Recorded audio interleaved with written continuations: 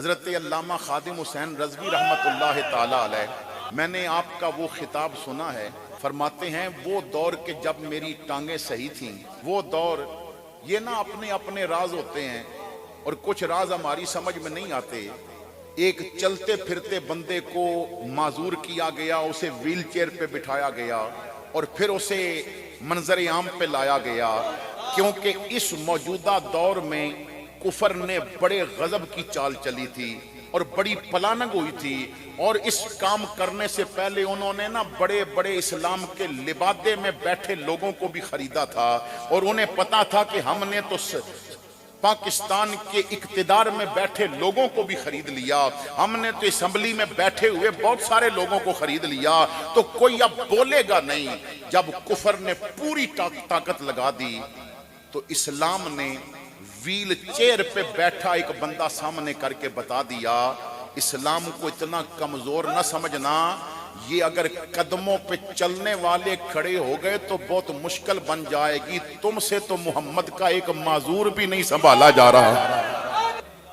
آپ فرماتے ہیں کہ میری زندگی میں ایک رات ایسی بھی آئی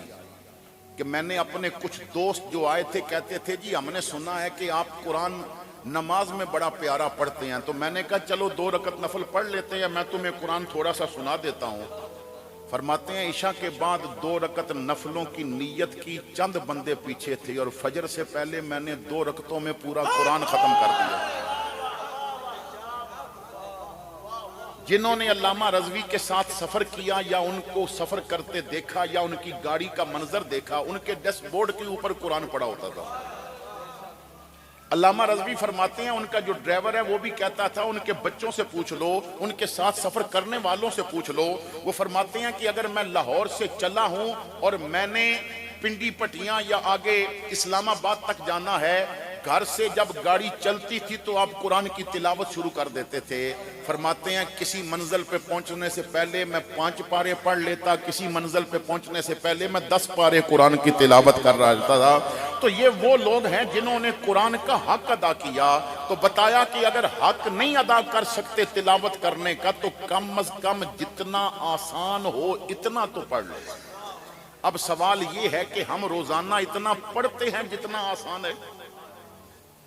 بھائی اگر 3 گھنٹے فیس بک کو دیے تو 10 منٹ قرآن کو بھی دے دیتے۔ اگر 4 گھنٹے تم نے ٹی وی پہ بیٹھ کے فلم دیکھی،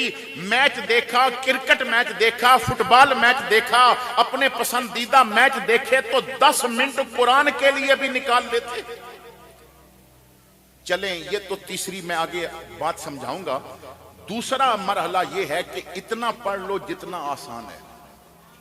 اور اگر حق ادا نہیں کر سکتے اور پڑھ بھی نہیں سکتے جتنا آسان ہے تو تیسرا اور آخری مرحلہ بتایا گیا، فَاسْتَمِعُوا لَهُ وَأَنصِتُوا لَعَلَّكُمْ تُرْحَمُونَ۔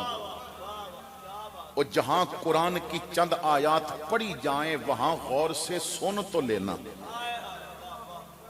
وہاں غور سے سن تو لینا تاکہ تم پہ رحم کیا جائے۔ ہو سکتا ہے کوئی جملہ دل میں بیٹھ جائے اور تمہارا عمل کرنے کا دل آ جائے۔ ہم قرآن سن کے توجہ ہی نہیں کرتے، ہم قرآن سن کے پھر قرآن نے تو لوگوں کو عزتیں دی ہیں نا۔ آپ تاریخ اٹھا کے دیکھیں، جتنی عزتیں اللہ کے قرآن نے دی ہیں اتنی عزت کائنات میں کسی اور چیز سے نہیں ملی۔